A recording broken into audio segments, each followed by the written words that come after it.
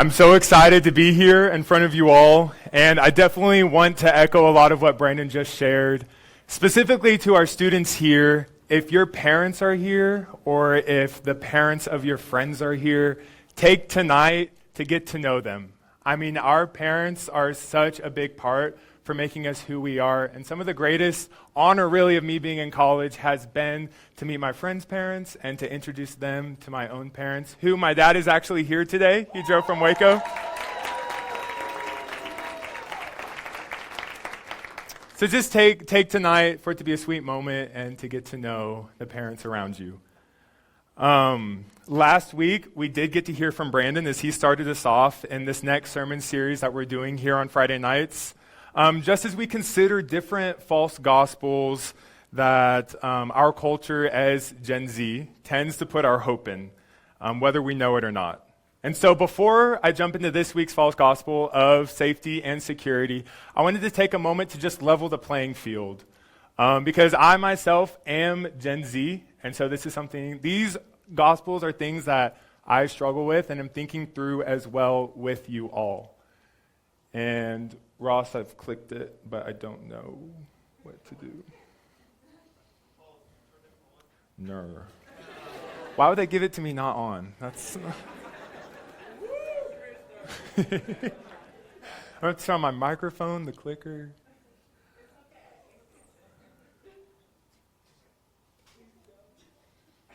This doesn't count as my sermon time. Ross, do you want to just go ahead and move it? And then Peter, we'll figure that out. So I graduated last year, actually, from UT Dallas. There we go. We just skipped a lot. I graduated last year with a degree in chemistry. But I'm originally from Waco, Texas, and I have 3 siblings, which we'll see. We're all kind of like in the college age. So 2 of them are at Texas Tech right now, both of my brothers. I have a sister who's at Angelo State, and those are my parents from Waco with the Alico building. Great building there. I was born in 2001. There is a 2 in front of my driver's license. I'm not going to try and pretend to be like almost a millennial, like I think some people try and do. Like they don't want to classify as Gen Z. I am Gen Z. This is my Clash of Clans. To some of you, like that means nothing, and it never will mean anything, and I don't expect it to. But to some of you, this is all you need to know about me. I'm a level 9 town hall. And so do with that as you will. On top of that, I think we have how fast I can type on a computer. But what's crazier is this is how fast I can type on my phone, which is weirdly similar to how quick I can type on a computer. And finally, I did go through the TikTok era. I had 2 different accounts, one of them with my roommate. One of them you can no longer find anymore because I deleted. And you can thank a guy named Justin Briggs for that. He no longer goes here. Only a few people know him. But it was my sophomore year of college. He came up to me. This account had like 90,000 followers. And he was like, "You're that guy from TikTok." And I just knew the aura of him. I hadn't even met him yet. I'm like, "Hi, my name's Paul." And my videos at that time, if I'm being honest, this was 2022. Everything at that time was strangely political. My videos were strangely political. So I went home that night and deleted the whole account. And so you can only find traces of it. But all this to say, these are things, these gospels are things that I'm learning to navigate with you all. But what's more important is the gospel that Jesus shares with us demands exclusivity. Paul showed us his own desire in 1 Corinthians 2, verse 2, to know nothing among you but Jesus Christ and him crucified.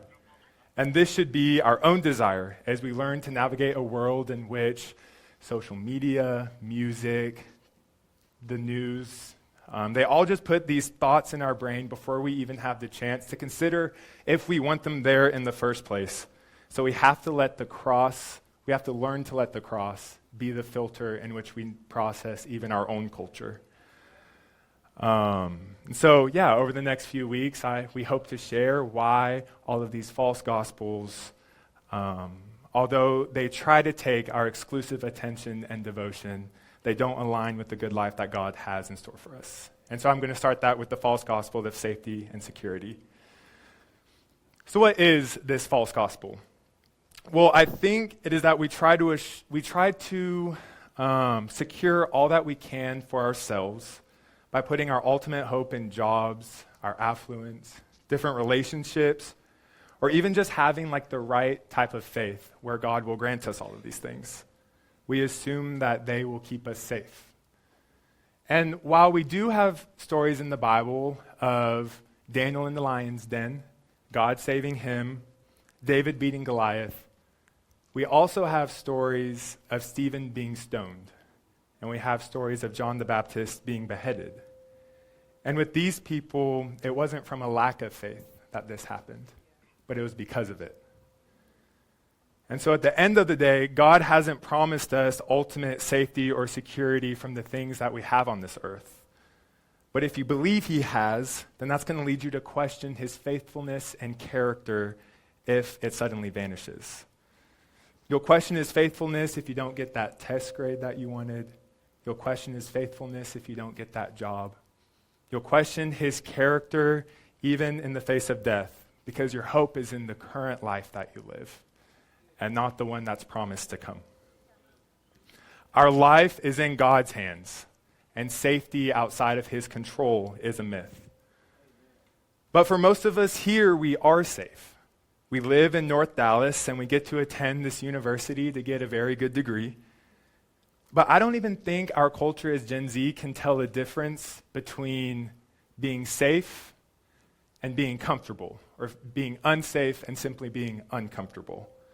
It's like we've developed this new mantra where it's no longer the Descartes philosophy of I think, therefore I am, but rather I feel, therefore I am.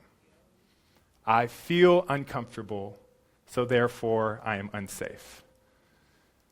But do I desire the safest option or the one in which will make me look the most like Jesus? Before I continue, I wanted to give an example of this in my own life, one in which I was uncomfortable but wasn't necessarily unsafe. Ross, can you go to like 2 slides after this, please? Oh, nope. Yeah, that.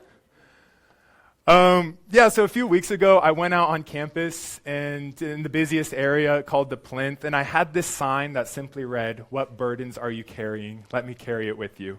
And my goal in doing this was just simply to meet new students, just to start conversations about weights that they hold on themselves, and then possibly pray for people if that opportunity arose. But whenever I got to the Plinth, I immediately had the sign facing me. The words were facing me. I didn't want to show them out yet. And I was just so nervous. Like every part of my body, suddenly, I just didn't want to be there. I could just see all the eyes looking at me. But I'm a pretty bold person. I mean, there's a lot of eyes looking at me right now, but I don't necessarily feel the same that I felt that day. But I took a moment to pray, and I just considered the spirit of boldness God's put inside of me, and it was honestly great. Like, it was fine. I got to talk to so many people, got to pray for people, saw them continue the conversation as I left. So in this example, I wasn't unsafe. I mean, I'm 6'3", 220. You know, I'm in North Texas. But was me being uncomfortable a good enough excuse to ignore the direction the Spirit was giving me? And I think we see this on social media too. I mean, we joke on TikTok or on different posts that like our bodies don't know the difference between simply talking to a person and being attacked by a bear. Yeah, I mean, it's all around, it's what we're fed. But the reaction feels the same, but we're not being attacked by a bear. I wasn't unsafe in the Plinth. But we just need to ask ourselves each time, do I desire the safest option or the one in which will make me look the most like Jesus? I know we love saying safety first in everything we do. And while safety is good, if we live in this state of considering everything through the filter of safe versus unsafe, is going to create this byproduct of fear, which is then going to be repeated to us more in the media that we consume. And so I spent a minute combing through different news articles while preparing the sermon that talked about just how different threats in U.S. history affected how we perceive fear as citizens. One article by Time magazine noted a difference between now and decades before. Like during the Civil War, or Cold War, that was a long time before the Civil War, or after. During the Cold War, the constant talk of this nuclear fear required people to adjust to not live in this perpetual state of fear in order to function. Now, public data polls that Americans live not only at a much higher state of just continual fear, but were marked by jarring spikes, where everything just suddenly gets so fearful and then it will cool back down, instead of acclimating to a new normal. A second main difference that I saw is that Americans now feel more responsible to confront any physical threats on their own. The articles gave various examples like the declining trust as a whole in the US government, while external threats like terrorism increase. But politics aside, these articles used spikes in gun sales in order to track these spikes in public fear. It's estimated that background checks for firearms rose 21% and sales rose 12%, around 12%, after the 9/11 attack. Now, this data all is relatively new because it didn't start being tracked until 1999.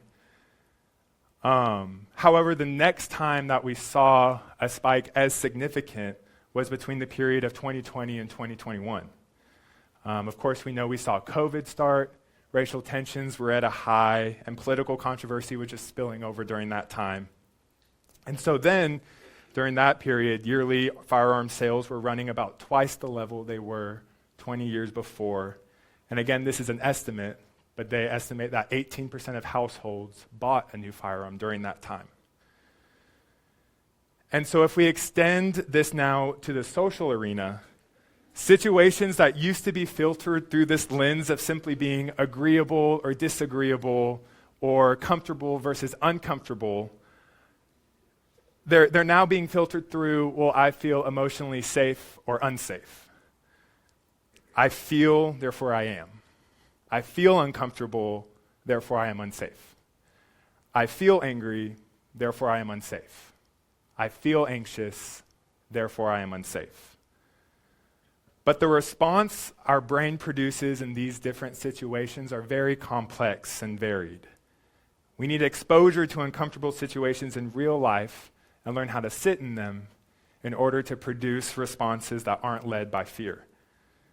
And I do feel like I need to take a moment here to address anxiety, because we're told all the time that we're the most anxious generation to ever exist. And I feel that too. But rather than treat anxiety like this golden cow that we can't touch and constantly try and soothe those who suffer from it, I do think there is a biblical way to approach of showing special care to those in the Christian body who do suffer from anxiety. But we show special care to these parts, and that eventually they're healthy and strong again, so that they can function as the body should. Jesus is still Lord over anxiety, but even in anxiety, do I choose the safest option, or the one that will make me look the most like Jesus?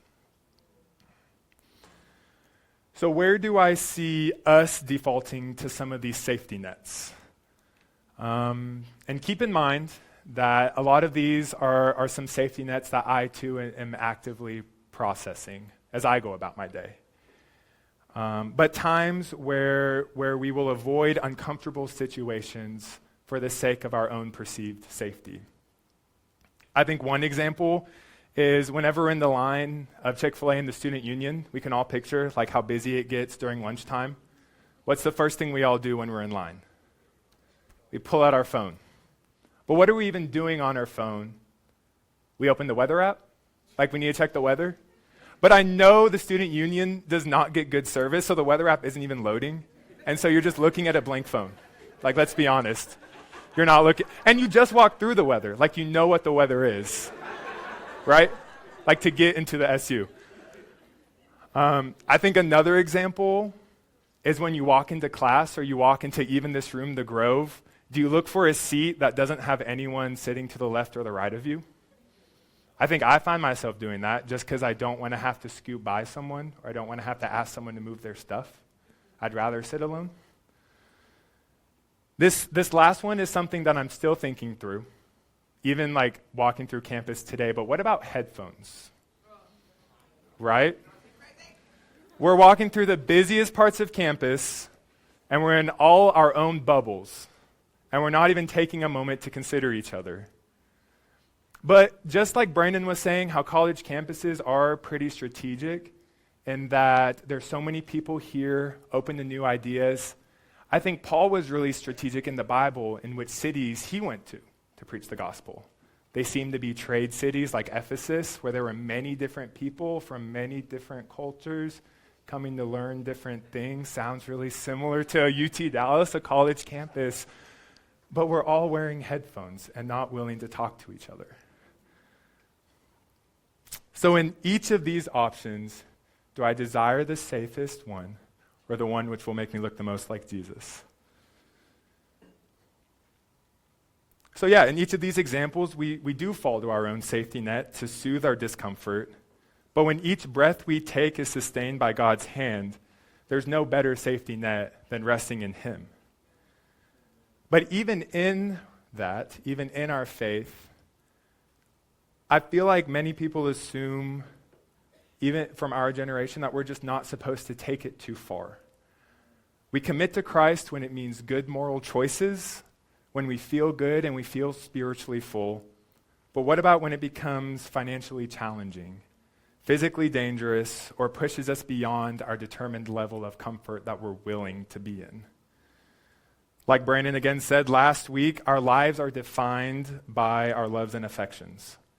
If you let goals that bring comfort and security lead the motives of your heart, then those very same goals will rob you of the joy that comes from a life devoted to Jesus when you don't achieve them. In Philippians 3:8, Paul considers everything a loss because of the surpassing worth of knowing Christ Jesus my Lord, for whose sake I have lost all things. I consider them garbage so that I may gain Christ. Yet we live in a culture where #blessed dominates so many social media posts that you see on Instagram or Facebook, if we have Facebook. But just filtering through these posts on social media and these conversations, we believe that people who are blessed by God may be those who are well-fed, fulfilled, happy, satisfied with their present life circumstances. But according to the words of Jesus that we all read earlier in Matthew, the opposite seems true. Those that are blessed actually sound quite miserable. Blessed are the poor in spirit. Blessed are those who mourn. Blessed are the meek, those who hunger and thirst for righteousness. Jesus was clear in John 16:13, saying, I have told you these things so that in me you may have peace. In this world you will have trouble, but take heart, I have overcome the world. And so if we convince ourselves that the good life God has in store is always safe, always happy, always feels good, then we're going to avoid anything that makes us feel the opposite. However, we have a crucified Lord at the head of this Christian movement. He was willing to put his faith in God and confidently knew that God was for him. So anything that God asked, Jesus knew it was for his own good. And then Jesus asks his disciples, and he asks us to do the same. Jesus tells anyone who wants to be his disciple, they must deny themselves, take up their cross daily, and follow him. But let's imagine the disciples hearing these words for the first time before Jesus died on the cross, without 2,000 years of Christian art imagery of the cross. What did they hear? They would immediately hear the cross as an instrument of torture used to kill people in the most painful way imaginable at that time. And that's what Jesus is asking them to pick up. What? That doesn't sound like a comfortable gospel. Are you comfortable reading those words? Because I don't think they're meant to be. However, for most of us here, we do live in a very safe society that has advanced at a fast rate. The disciples feared the Romans coming in and unjustly crucifying thousands of Christians, which they did do multiple times. We have air conditioning, running water, food at the grocery store, electricity. But with all of these advancements that are good, some sociologists agree that we may see some problems. One problem is that these technologies have lowered pretty much across the board what humans find tolerable. I mean, just the other night when there was that bad storm up here in Dallas, I woke up in the middle of it, not from the thunder, not from the rain that was low-key pouring through my open window because I've been sleeping with my window open, not from the lightning, but because my fan turned off. I lost power in my house for a minute, and I woke right up because my fan turned off. We think that decisions that lead us out of these luxuries are too risky. But I think a problem with seeing this as a risk is that then we could conclude that God took a risk by sending Jesus into this world because of what happened to him. Taking a risk demands ignorance. That you don't quite know what the outcome is going to be, but will weigh the pros and cons and will make a decision. Yet God knew exactly what the outcome of Jesus' life on this earth would be. It was not a risk, it was a sacrifice. And so, for one of my apprenticeship classes, where we recently read through Revelations, and in it, John was told to write to some specific churches. To the church in Laodicea, he writes, "You say, 'I am rich. I have acquired wealth and do not need a thing,' but you do not realize that you are wretched, pitiful, poor, blind, and naked." Yet to the church in Smyrna, he writes, "I know your afflictions and your poverty, yet you are rich. Do not be afraid of what you are about to suffer. Be faithful, even to the point of death, and I will give you life as your victor's crown." Some people will comfortably sit in their luxuries that they are given by God and forget their first and foremost need of Jesus. To Paul, to the Revelation, there are nothing more than pitiful, poor, blind, and naked. But we, along with Paul and those who are in the church of Smyrna, can look up at the cross and say, "I am with him."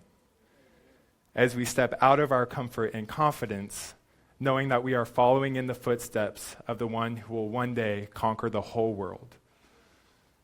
You can live a good life, a good, long, safe life as a really good person, but you're still going to die. And who's going to get you through that? So do I desire the safest option or the one that will make me look the most like Jesus?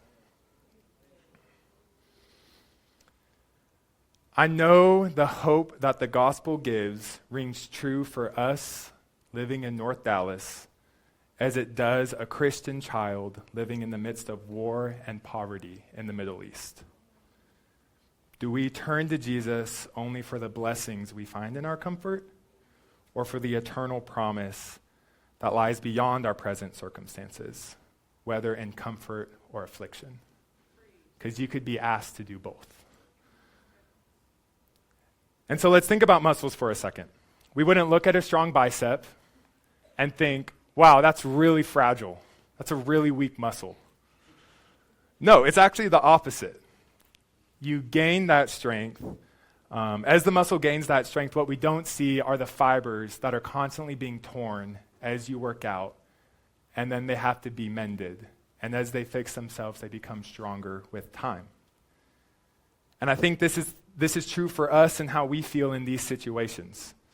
What doesn't kill you won't actually kill you in the first place, and it will actually make you stronger. And God actually demands courage from us. Joshua 1:9 reads, "Have I not commanded you? Be strong and courageous. Do not be afraid, do not be discouraged, for the Lord your God will be with you wherever you go." We all love to joke about how lonely this campus is. I think most of us here know, and if you're a parent and you don't know, it makes the top 10 list pretty regularly of the loneliest campuses in the United States. But as followers of Jesus, we should be the most bold in going out of our way to meet new people and make new friends, because we know that God has got us no matter where we go.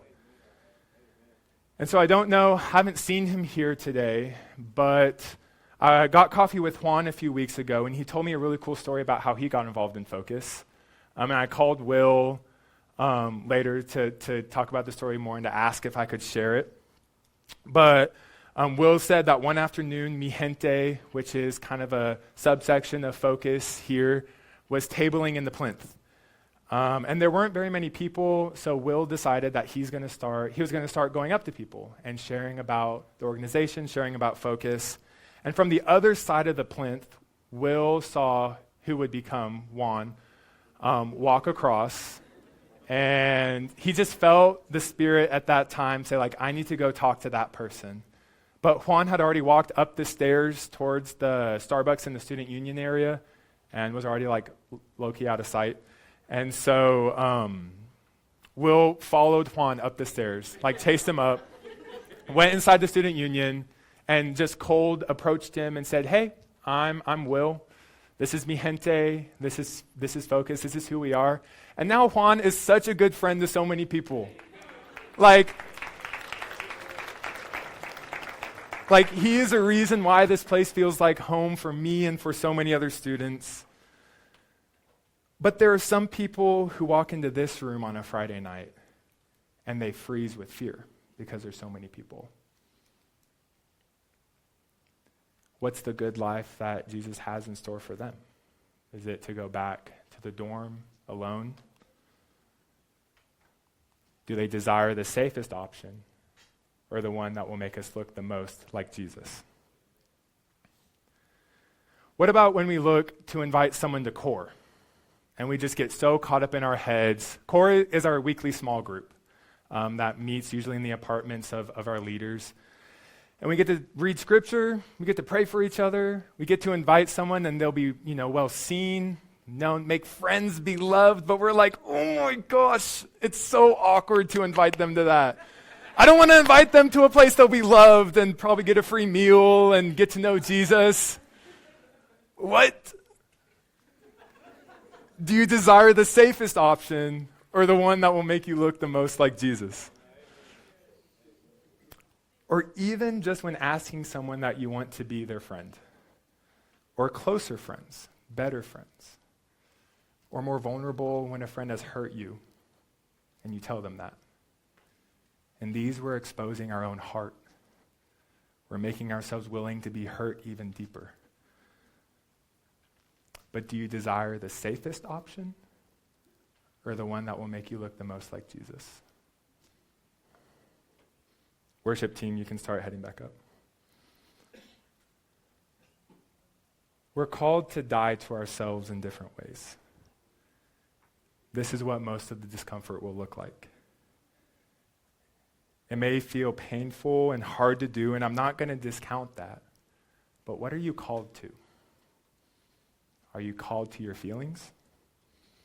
Those are real in these moments, but they're not what we're called to follow. You are called to look like Jesus and go where he is leading you. That could be to someone on the other side of the classroom, the other side of the office, or to even just take out your headphones in the SU and listen. These are all intentional choices and uncomfortable at times. Our great example, Jesus, embraced more than the discomfort for us. He embraced the cross with all of its pain, humiliation, and ultimately death. He trusted God, and God raised him and exalted him. And I just ask that you consider the blood he shed for each person that you see in these situations. And so, God, because we know the hope that we have in eternal security through Jesus is the only thing that is guaranteed, and that everything else in this world will pass, I pray that we can be a bold light of that hope to the world around you and be willing to step into situations that don't see it yet.